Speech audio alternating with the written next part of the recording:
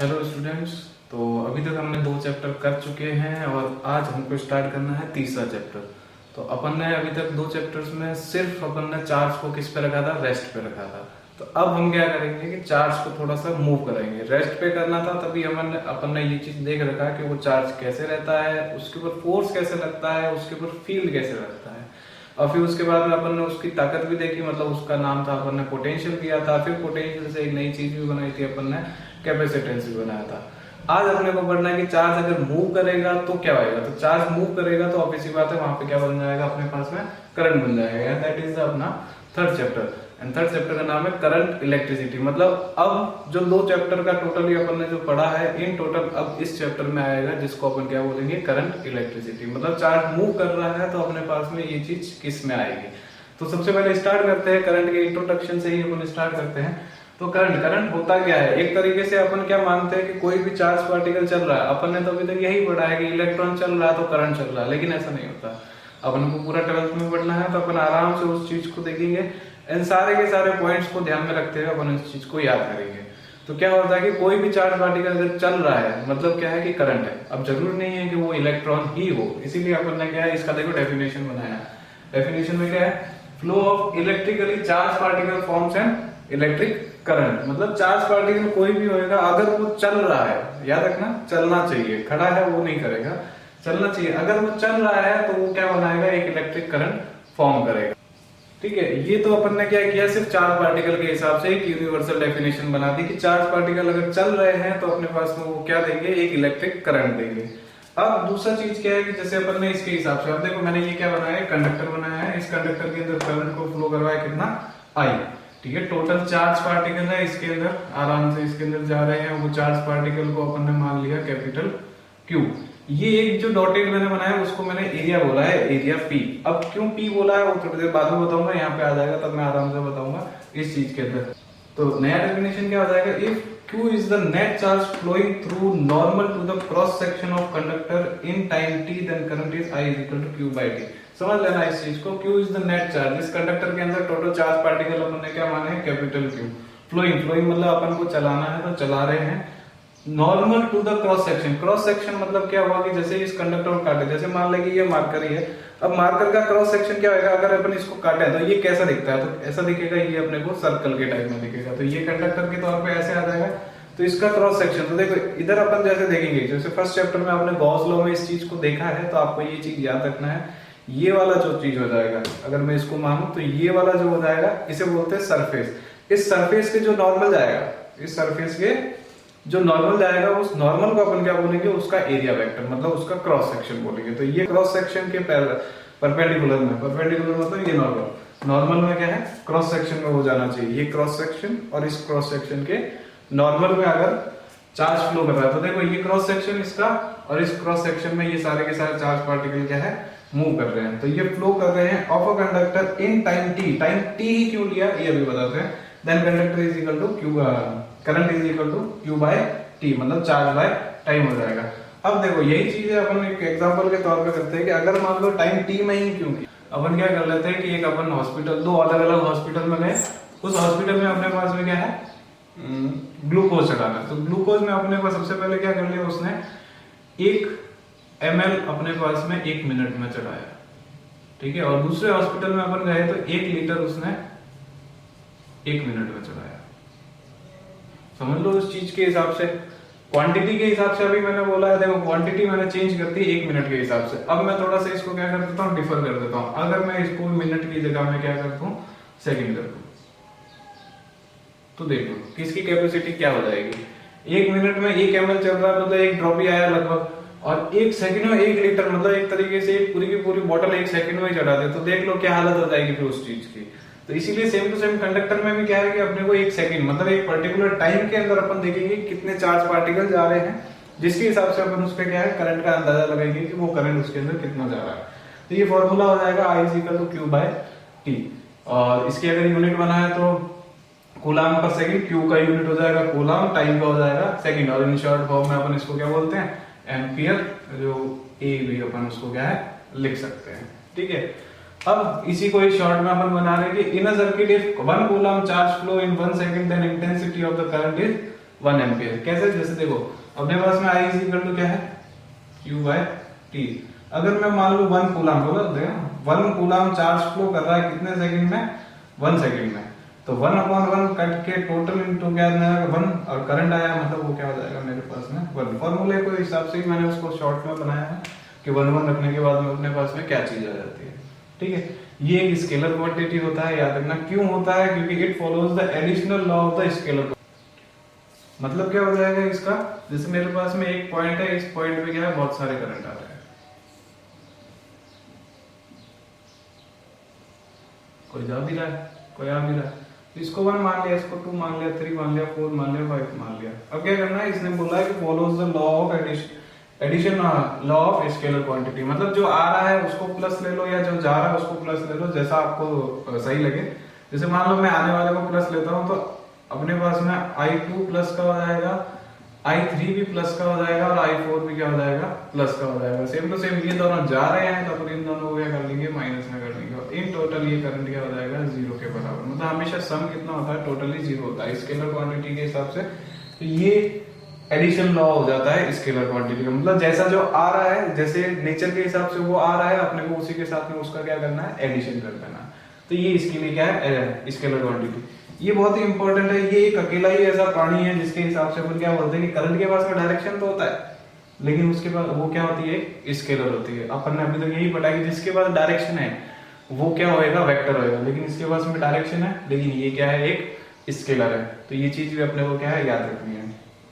Second point आ जाता है, next point आ जाता है अपने पास में कि charge never be accumulated in a conductor, neither be created nor be destroyed. वो कंजर्वेशन ऑफ चार्ज के हिसाब से, मतलब अपन ने अभी जो कंडक्टर बनाया था उस कंडक्टर के हिसाब से अपने पास में क्या था कि कंडक्टर के अंदर कोई भी चार्ज एक्यूमुलेट मतलब बनता नहीं है। जैसे अपन ने बैटरी लिया, कुछ भी लिया, तो सारे के सारे क्या है, इलेक्ट्रिकल मतलब करंट फ्लो के क्या है, एक एग्जांपल से बैटरी हो गया, टॉर्च हो गया, टीवी हो गया, फैन हो गया, कुछ भी हो गया, तो ये सारे के सारे क्या है, करंट चलने के क्या है एग्जांपल। तो वो कभी भी क्या है, उसके अंदर बनता नहीं है हमेशा। जैसे कि अपन ने उसको क्या है, इलेक्ट्रिसिटी दिया या वायर से अपन ने ज्वाइन किया, तो उसके अंदर जो चार्ज है वही चार्ज क्या है, चलने लगता है, न कि नए चार्ज बनते हैं। सेम टू सेम उतने के उतने ही चार्ज रहते हैं। मतलब neither be created nor be destroyed, ना तो वो बनते हैं ना ही वो क्या होते हैं, खत्म होते हैं। तो ये चीज अपने को क्या है, याद रखनी है। एक्यूमुलेट मतलब बनता नहीं है। जैसे ही उसके अंदर मतलब उसके अंदर 100 चार्ज है, अगर आप उस बैटरी को किसी टॉर्च से या किसी से ज्वाइन करते हो तो आपके पास में वो 100 चार्ज के 100 चार्ज ही रहेंगे, ना तो 101 होंगे और ना ही 99 होंगे। तो ये चीज अपने को याद रखनी है कि ना ही वो एक्यूमुलेट होता है, मतलब ना ही वो क्रिएट होएगा, ना ही डिस्ट्रॉय होगा। जितना है उतना का उतना ही रह जाएगा। ठीक है, नेक्स्ट पॉइंट अपने पास में, its direction is always opposite direction of electron which is conventional direction. इस वर्ड का मतलब बहुत ही ज्यादा इंपॉर्टेंट है। तो ये चीज मैं आपको बता देता हूँ कि क्या चीज होता है। देखो कन्वेंशनल डायरेक्शन मतलब जैसे अपन ने एक सर्किट लिया, इस सर्किट के अंदर अपन ने एक डब्बा बना दिया, यहाँ पे अपने पास में बैटरी ले लिया, तो ये प्लस है ये माइनस है, यहाँ पे क्या है, इलेक्ट्रॉन्स पड़े हैं। तो अपन क्या बोलेंगे, जैसे देखो करंट तो कहाँ जाएगा, प्लस टू माइनस, तो अपन यहाँ पे बोल देंगे आई। लेकिन इलेक्ट्रॉन कहाँ से कहाँ जाएगा, यहाँ से प्लस की तरफ जाएगा, फिर माइनस को रिपेल करके वो दूसरी साइड में भेजेगा। ये चीज होता है। अब कैसे होता है, देखो आराम से। जैसे अपन ने क्या मान लिया, एक आराम से एक 2 प्लेट्स बना दी, एक प्लस की और एक माइनस की, बीच में अपन ने सीट्स लगा दी, हर एक सीट का अपना अपना है, और इसको अपन ने क्या दे दिए, सबके हर एक सीट पे क्या एक एक इलेक्ट्रॉन बैठा। अब क्या चीज होएगा, जैसे ही अपन इसको ऑन करेंगे तो ये प्लस वाला इस इलेक्ट्रॉन को क्या करेगा, अट्रैक्ट करेगा, और ये इलेक्ट्रॉन कहाँ आ जाएगा, इधर आ गया। जैसे इसी फिर नेक्स्ट इस इलेक्ट्रॉन को ये तो खाली हो जाएगा, फिर इस इलेक्ट्रॉन को करेगा तो ये खाली हो जाएगा, इस इलेक्ट्रॉन को करेगा तो ये खाली हो जाएगा, इस इलेक्ट्रॉन को करेगा तो ये खाली हो जाएगा। तो समझो देखो इलेक्ट्रॉन कहां से कहां स्टार्ट हुए, इस डायरेक्शन में, लेकिन सीट खाली कहां से स्टार्ट होने की, सीट यहां से खाली स्टार्ट हुई। तो सीट जैसे जैसे खाली होती जा रही है, और इलेक्ट्रॉन अब जैसे चल रहा था, इलेक्ट्रॉन का डायरेक्शन तो इधर हो गया, लेकिन सीट खाली इधर से हो रही, तो ये तो करंट का डायरेक्शन हो जाएगा, और ये क्या हो जाएगा, इलेक्ट्रॉन। तो देख लो सामने से, जैसे जैसे इलेक्ट्रॉन जा रहा है तो सीट वैसे खाली हो रही है, इलेक्ट्रॉन इधर जा रहा है, सीट उस साइड में खाली हो रहा है। ये चीज ही क्या है, कन्वेंशनल डायरेक्शन। मतलब करंट का डायरेक्शन हमेशा इलेक्ट्रॉन के डायरेक्शन के क्या होएगा, अपोजिट होएगा। यही चीज अपने को क्या है, याद रखनी है। इसी को अपन क्या बोलते हैं, कन्वेंशनल डायरेक्शन। फिर नेक्स्ट है अपने पास में, in some cases when net flow of charge is not study. अभी तक क्या है, अपन ने माना था कि स्टडी मतलब एक फिक्स्ड है, लेकिन अगर फिक्स नहीं है तो अपने को क्या निकालना पड़ेगा, एवरेज करंट निकालना पड़ेगा। तो एवरेज करंट निकालने के लिए अपन क्या करेंगे, देखो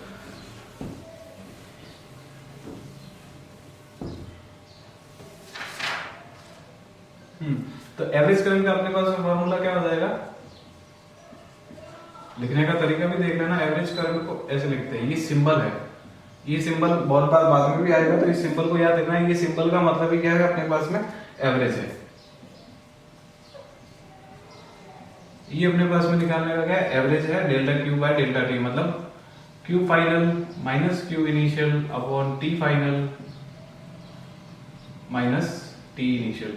और सेम टू सेम अपन अगर मान लो कि मैं इंस्टेंटेनियस करंट निकालूं,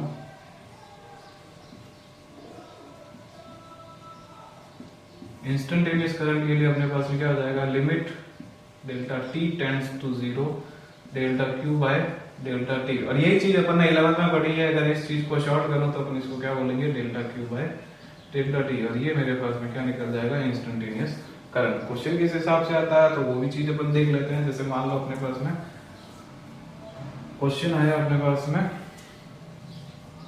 कि Q is equal to 3t square minus 2t plus 1, ठीक है, and find current from t is equal to 0 to t is equal to 1 second. तो देखो याद रख लेना, इसके लिए अपन ने इसने क्या बोला, देखो दो टाइम दिए, मतलब एक टाइम इंटरवल के बीच में दिया है। जैसे टाइम इंटरवल के बीच में दिया है तो अपन उसके लिए क्या यूज करेंगे, एवरेज करंट यूज करेंगे। ये चीज याद रख लेना। तो एवरेज करंट के लिए अपने पास में देखो, ये क्वेश्चन नहीं बोलेगा कि एवरेज करंट निकालना है कि इंस्टेंटेनियस करंट, ये अपने को खुद को समझना है, क्योंकि उसने क्या है, दो पॉइंट्स के बीच में ले लिया। इंस्टेंटेनियस मतलब करंट क्या होता है, एक इंस्टेंट पे, तो ये एक इंस्टेंट नहीं है, ये तो एक सेकंड हो गया। अब एक सेकंड के बीच में नंबर कितने आते हैं, लाखों आते हैं, करोड़ों आते हैं। तो इसके लिए अपने को क्या करना है, ये वाला देख के ही अपने को पता चल जाना है कि एवरेज करंट है। तो एवरेज करंट का अपने पास में फॉर्मूला क्या हो गया, delta q by delta t. तो q final minus q initial upon t final minus t initial. तो ये तो अपने पास में आ जाएगा 1 माइनस 0, ये वाला देख लो। तो अपने पास में क्या है, क्यू फाइनल निकालना और एक बार क्या निकालना है, क्यू इनिशियल निकालना।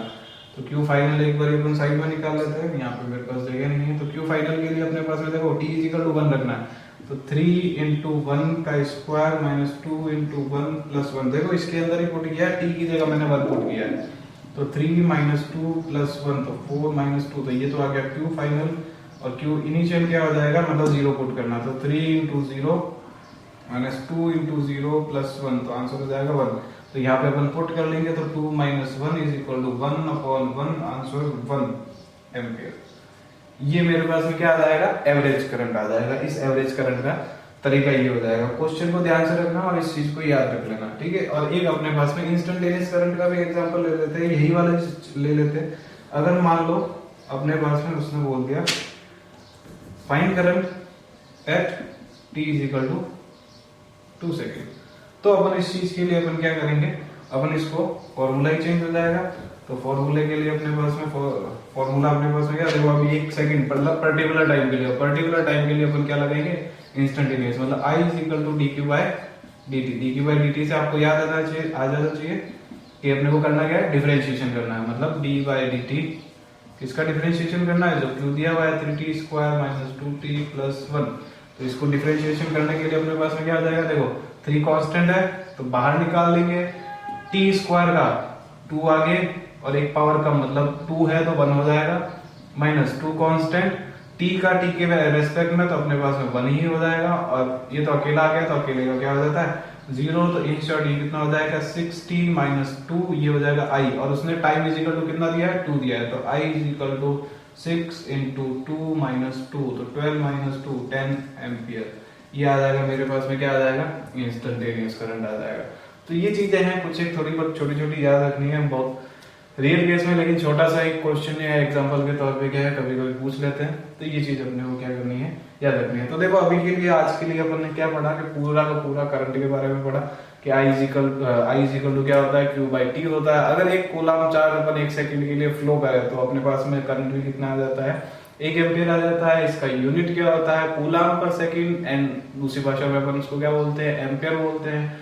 ये एक स्केलर होता है, लेकिन फिर भी इसके पास में क्या होती है, डायरेक्शन होती है। ये नाइदर भी क्रिएटेड नॉर बी डिस्ट्रॉयड होता है। उसकी एक कन्वेंशनल डायरेक्शन होती है जो क्या होती है, इलेक्ट्रॉन के अपोजिट डायरेक्शन में होती है। और बाकी सारे एग्जांपल मैंने क्या है होपफुली आई विश कि ये आपको समझ में आया होगा और आप इस चीज को नोट डाउन करें, अपनी कॉपी में लिखें, अच्छे से पढ़ें और याद करें इस चीज को। तो नेक्स्ट टॉपिक है, जैसे अपन ने बोला करंट क्या है, कौन लेके जाएगा, चार्ज कैरियर्स लेके जाएंगे। तो अपने को चार्ज कैरियर्स मतलब इलेक्ट्रिकल चार्ज पार्टिकल, उसको इस करंट इलेक्ट्रिसिटी या मतलब फिजिक्स की भाषा में उनको क्या बोला जाता है, चार्ज कैरियर। तो सिंपल सा डेफिनेशन सिर्फ याद रखने के तौर पे कि are the particles which carry charge and move during flow of electric current. मतलब जब इलेक्ट्रिक करंट चलता है तभी ये क्या है, चार्ज कैरियर्स किसको लेके जाते हैं, चार्ज को लेके जाते हैं। इससे कुछ वीडियोस होते हैं, जैसे मेटल्स के अंदर ये क्या होता है, इलेक्ट्रॉन्स होता है। इलेक्ट्रोलाइट के लिए अंदर अपने पास में कौन सा होता है, आयन होता है, मतलब पॉजिटिव आयन हो सकता है, नेगेटिव आयन हो सकता है, तो कुछ भी हो सकता है इसके लिए। चलो नेक्स्ट मेन टॉपिक है अपने पास में क्या, करंट डेंसिटी। तो अपन ने करंट पढ़ा है तो अपने पास में करंट के साथ में क्या होना आएगा, करंट डेंसिटी। करंट डेंसिटी मतलब देखो सीधा सा पास में ये पूरा का पूरा एक क्या है, कंडक्टर है। इस कंडक्टर के अंदर अगर मान लो कि मैंने यहाँ पे कितना करंट दे दिया, 10 एम्पियर का दे दिया। अब मैंने यहाँ पे क्या मान लिया, एक एरिया इतना सा मान लिया, एक इतना सा मान लिया और एक थोड़ा सा बड़ा मान लिया। अब बताइए कि ये सारा का सारा करंट मतलब ये 10 एम्पियर है, क्या इस एरिया में या इस एरिया में सेम ही होएगा क्या?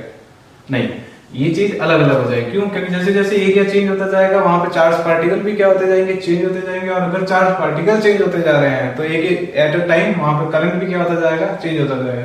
अब आप बोलेंगे मैंने एरिया ही क्यों लिया, वॉल्यूम क्यों नहीं लिया, क्योंकि ये तो 3D में पढ़ रहे हैं। लेकिन ये आपको याद होना चाहिए कि करंट क्या है, स्केलर है।